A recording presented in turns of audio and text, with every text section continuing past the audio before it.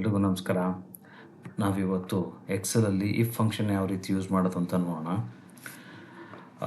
Okay, ನಾವು ಈ ಎಕ್ಸೆಲ್ನ ನಾನು ಯೂಸ್ ಮಾಡ್ತಿದ್ದೀನಿ ಅದನ್ನು ತೋರಿಸೋದಕ್ಕೆ, ಈ ಫಂಕ್ಷನ್ ಯಾವ ರೀತಿ ಯೂಸ್ ಮಾಡೋದು ಅಂತ ತೋರಿಸೋದಕ್ಕೆ. ಲೈಕ್ ಇಲ್ಲಿ ನೀವು ನೋಡಿದಾಗೆ ಎಂಪ್ಲಾಯ್ಸ್ ಇದ್ದಾರೆ, ಅದಕ್ಕೆ ಮಂತ್ ವೈಸ್ ಸೇಲ್ಸು, ಆಮೇಲೆ ಆ ಕ್ವಾರ್ಟರ್ಲಿಗೆ ಎಷ್ಟು ಸೇಲ್ಸ್ ಆಗಿದೆ, ಆಮೇಲೆ ಅವ್ರ ಗೋಲ್ ರೀಚ್ ಆಗಿದ್ದಾರಲ್ಲೋ ಅಂತ ವೆರಿಫೈ ಮಾಡೋದಕ್ಕೆ ಈ ಫಂಕ್ಷನ್ ಯೂಸ್ ಮಾಡೋಣ.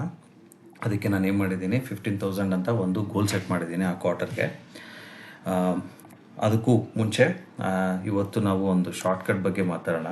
ನಾವು ಈ ಸೆಲ್ಸ್ನ ಕ್ಯಾಲ್ಕುಲೇಟ್ ಮಾಡೋದಕ್ಕೆ, ಸಮ್ ವ್ಯಾಲ್ಯೂ ತೊಗೊಳೋದಕ್ಕೆ ನಾವೇನು ಮಾಡ್ತೀವಿ, ಈಕ್ವಲ್ ಟು ಸಮ್ ಅಂತ ಯೂಸ್ ಮಾಡ್ಕೊಂಡು ಈ ಕಂಪ್ಲೀಟ್ ಎಲ್ಲ ಸೆಲ್ಸ್ನ ಸೆಲೆಕ್ಟ್ ಮಾಡಿ ಎಂಟರ್ ಪ್ರೆಸ್ ಮಾಡಿದ್ರೆ ನಿಮಗೆ ವ್ಯಾಲ್ಯೂ ಬರುತ್ತೆ, ಅಂದರೆ ಆ ಸಮ್ ಬರುತ್ತೆ ಆ ಕಂಪ್ಲೀಟ್ ಸೆಲ್ಸ್ದು.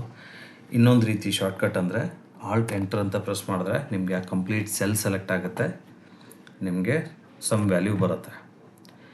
ಅದೇ ಥರ ಇನ್ನೊಂದು ಸರಿ ತೋರಿಸ್ತೀನಿ. ಆಲ್ಟ್ ಎಂಟರ್ ಅಂತ ಪ್ರೆಸ್ ಮಾಡಿದ್ರೆ ಆ ಸಮ್ ವ್ಯಾಲ್ಯೂ ಕಂಪ್ಲೀಟ್ ನಿಮಗೆ ಆ ಸೆಲ್ದು ಡೇಟಾ ಬರುತ್ತೆ.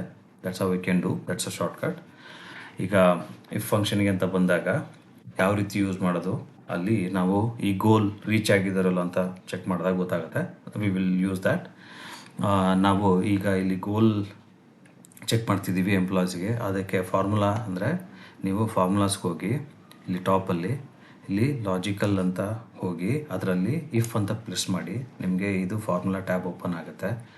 ಈಗ ಗೋಲ್ ರೀಚ್ ಆಗಿದ್ದಾರಲ್ಲ ಚೆಕ್ ಮಾಡೋದಕ್ಕೆ ನಾವು ಏನು ಮಾಡ್ತೀವಿ, ಈ ಜಸ್ಟ್ ಫಸ್ಟ್ ಎಂಪ್ಲಾಯ್ದು ಸೆಲೆಕ್ಟ್ ಮಾಡೋಣ. ಆ ಕ್ವಾರ್ಟರ್ಲಿ ಅವ್ರು ಎಷ್ಟು ಸೆಲ್ ಮಾಡಿದ್ದಾರೆ ಅದನ್ನು ಸೆಲೆಕ್ಟ್ ಮಾಡೋಣ. ಇಲ್ಲಿ 21,000 ಇದೆ, ಅದು greater than or equal to our goal ಅಲ್ವಾ? ಎಸ್. ಈಗ ಅದನ್ನು ಸೆಲೆಕ್ಟ್ ಮಾಡಿದೆ. ಈಗ ನಿಮಗೆ ಆಲ್ರೆಡಿ ಟ್ರೂ ತೋರಿಸ್ತಾ ಇದೆ. If it is true, what I need to get is S.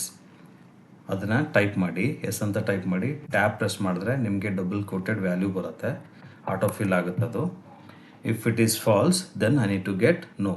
ಆಮೇಲೆ ನೋ ಅಂತ ಟೈಪ್ ಮಾಡಿ ಟ್ಯಾಬ್ ಪ್ರೆಸ್ ಮಾಡಿದ್ರೆ ನೋ ವ್ಯಾಲ್ಯೂಸ್ ಡಬಲ್ ಕೋಟೆಡಲ್ಲಿ ಬರುತ್ತೆ. ಈಗ ನಾನು ಓಕೆ ಅಂತ ಪ್ರೆಸ್ ಮಾಡ್ತೀನಿ. ಈಗ ನೋಡಿ ಅದು ನನಗೆ ಎಸ್ ಅಂತ ಬಂತು.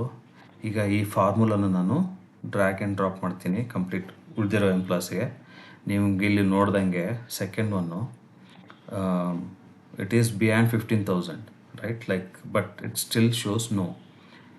ಅದು ಯಾಕೆ ಅಂತ ನೀವು ನೋಡಿದಾಗ ಇಲ್ಲಿ ನಾನು ಡಬಲ್ ಕ್ಲಿಕ್ ಮಾಡ್ತೀನಿ. ನೋಡಿ ಇಲ್ಲಿ ರೆಫರೆನ್ಸಲ್ಲಿ ನಿಮಗೆ ಅವ್ರದ್ದು ಕ್ವಾರ್ಟರ್ಲಿ ಸೇಲ್ಸ್ ತೋರಿಸ್ತಾ ಇದೆ, E4 ಕರೆಕ್ಟ್ ಆಗಿದೆ. ಬಟ್ ಇಲ್ಲಿ ಸ್ವಲ್ಪ ಕಂಪ್ಯಾರಿಸನ್ ಆದ ಕ್ವಾರ್ಟರ್ ಗೋಲ್ಗೆ ಆಗಬೇಕಾಗಿತ್ತು, but it is showing H2. ಇದನ್ನು ನಾವು ಯಾವ ರೀತಿ ಫಿಕ್ಸ್ ಮಾಡಬೇಕು ಅಂತ ಬಂದಾಗ ಈಗ ಇದನ್ನು ನೋಡೋಣ, ನೆಕ್ಸ್ಟ್ ನೋಡೋಣ. ಇಲ್ಲಿ ಬಂದಾಗ ನೋಡಿ ಇಲ್ಲಿ E5 ಆಮೇಲೆ H3 ಬರ್ತಾ ಇದೆ. ಇಲ್ಲಿ H3 ಇದು ಸೆಲೆಕ್ಟ್ ಆಗಿದೆ.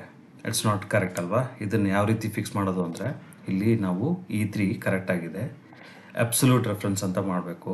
ಆವಾಗ ಏನು ಮಾಡಬೇಕು ಅಂದರೆ ಇದು E3 ಕರೆಕ್ಟ್ ಆಗಿದೆ, ಬಟ್ ನಮಗೆ ಇಲ್ಲಿ ಗೋಲ್ಗೆ ಕರೆಕ್ಟಾಗಿ ಸೆಟ್ ಮಾಡಬೇಕು ಅಂದಾಗ ಇಲ್ಲಿ ಅಬ್ಸಲ್ಯೂಟ್ ರೆಫರೆನ್ಸು $H ಆಮೇಲೆ $1 ಅಂತ ಕೊಟ್ಟಾಗ ಇದು ಅಬ್ಸಲ್ಯೂಟ್ ರೆಫರೆನ್ಸ್ ಆಗುತ್ತೆ.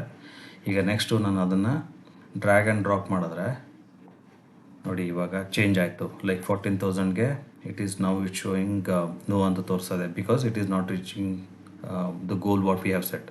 ಆಮೇಲೆ 10,000ಗೂ ಅಷ್ಟೇ ಬರ್ತಾ ಇದೆ, 17,000ಗೆ ಕರೆಕ್ಟಾಗಿ ಬರ್ತಾ ಇದೆ ವ್ಯಾಲ್ಯೂ. ಈಗ ಇಲ್ಲಿ ನೋಡಿ, ಈಗ ಇಲ್ಲಿ E4 ಆಮೇಲೆ H1ಗೆ ಕರೆಕ್ಟಾಗಿ ಫಾರ್ಮುಲಾ ಸೆಟ್ ಆಯಿತು. ಅದು ಅಬ್ಸಲ್ಯೂಟ್ ರೆಫರೆನ್ಸ್ ಅಂತ ಮಾಡಬೇಕು ಅಂದರೆ ನೀವು $ಸಿಂಬಲ್ ಹಾಕಿದ್ರೆ ಅದು ಅಬ್ಸಲ್ಯೂಟ್ ರೆಫರೆನ್ಸ್ ಅಂತ ತೊಗೊಳತ್ತವಾಗ.